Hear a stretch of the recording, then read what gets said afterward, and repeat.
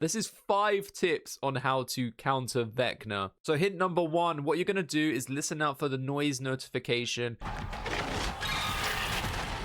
Every time he uses a power, it's a short noise notification and it lets you know he's just triggered it. Then you'll see a circle AoE below where the power is. Just try your very best to change direction sharply and run in another direction. A good Vecna will cut you up and predict where you're going to go. So if you hear the noise notification and you think naturally you'd want to run to that pallet, because it makes logical sense, that's the correct pathing to make, then change your direction last second to completely avoid it. And this goes on to my next point, which is tip number 2, be unpredictable.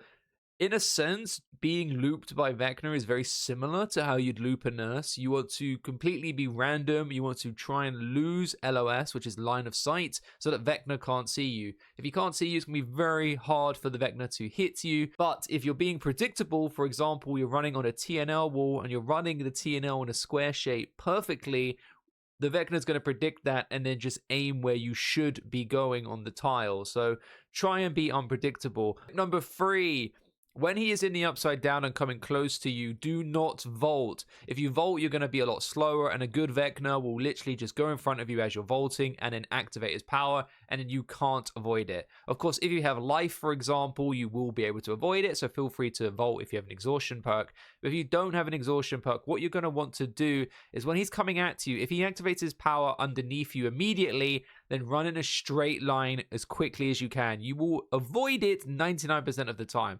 If the Vecna decides to cut you up, so let's say you're running in a straight line and then he cuts you up and then activates, you're going to want to double back on yourself and run in a straight line. Then you can avoid it. Tip number 4, do not be afraid to use the clocks. You've got the UI on your screen telling you what your teammates are up to. If you can see a teammate is in chase and your other 2 teammates are on generators, then get on that clock. Let's slow down the timer, end World Breaker, and you never know, because you've done this, you may save your teammate that's in chase from going down a lot quicker because you've helped World Breaker end. And the last tip in relation to that, tip number 5, is to keep an eye on that clock timer.